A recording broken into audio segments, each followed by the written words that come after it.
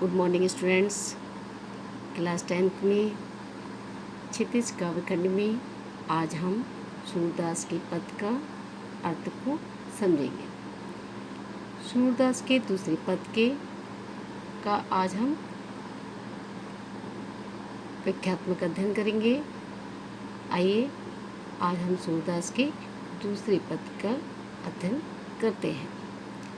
मन की मन ही मांझ रही, कहिए जाई कौन पे उद्धो, नाही परत कही, अवधि आधार आस आवन की, तरमन विथा सही, अब इन जोग संदेशनी, सुनी सुनी विरनी विरह दही, चाहती होती गुहार जिते ते, उतते धार बही, सूरदास और धीर धरही क्यों, मर्यादा न लही। यहाँ पे गोपियाँ उद्धव से कहती हैं कि श्री कृष्ण स्वयं तो मथुरा चले गए, अब हम अपनी मन की बात को जो हमारे अंदर ही रह गई हैं, तो हम अपनी मन की बात को हम किससे जाकर कहें। मन ही मांझ रही, जो हम मन की बातें हैं, मांझ में अंदर ही है रह गई हैं। जो हम मन की बातें हैं वो हमारे अंदर ही रह गई हैं।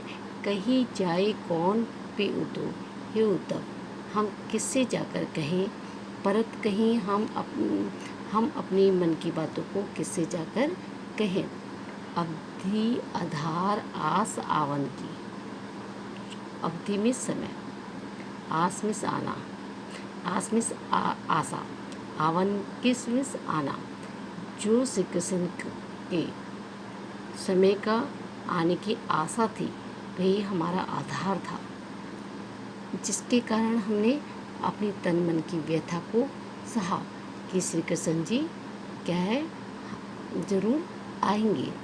अब अवधि आ में आपका कौन सा अलंकार है? अनुप्रास अलंकार है। यहाँ जहाँ पर एक वर्ण की आवृत्ति बार बार होती है वहाँ पे अनुप्रास अलंकार होता है। तो यहाँ पे अवधि आधार आस आवन की में अनुप्रास अलंकार है। तो यहाँ पे गोपियाँ कहती हैं जो कृष्ण हमारे जो श्री कृष्ण का जो हमारा आधार था कि श्री कृष्ण जी आएंगे, जिसके कारण हमने अपने तन मन की व्यथा को सहा। अब इन योग संदेशनी सुनी सुनी विरहनी विरही दही, अब आपके हे उद्धव आपके योग संदेश को सुनकर हमारे मन की जो विरह की वेदना थी वो और भी बढ़ गई। अब आपका है सुनी सुनी, एक सुनी सुनी शब्द, एक सुनी शब्द दो बार आया है। वहाँ पे जहाँ पे एक शब्द दो बार आता है वहाँ पे पुनरुक्ति प्रकाश अलंकार होता है। तो सुनी सुनी में आपका कौन सा अलंकार है? पुनरुक्ति प्रकाश अलंकार है।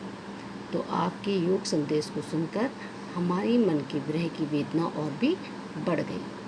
चाहती होती गुहार जिते ही ते, उतते दार वही, हम श्री कृष्ण जी से जितने भी प्रार्थना करते हैं तो हम गुहारी में प्रार्थना, हम जितना भी प्रार्थना करते हैं उतते धार वही, और कि जितनी प्रार्थना करते हैं उस प्रार्थना से श्री कृष्ण तो कहें मथुरा चले गए हैं, लेकिन हम जितनी प्रार्थना करते हैं हमारे उतनी अश्रु की धार जो है बहती जाती है। सूरदास अब धीर धरही क्यों, सूरदास जी गोपियों के माध्यम से कहते हैं, गोपियाँ कहती हैं कि अब हम धीर धारण क्यों करें, मर्यादा न नहीं, जब श्री कृष्ण ने ही कोई मर्यादा का पालन नहीं किया। यानी श्री कृष्ण जी स्वयं तो मथुरा चले गए और हमको यहाँ पर छोड़ गए, जो हमारे प्रेम की मर्यादा को भी नहीं समझ रहे हैं।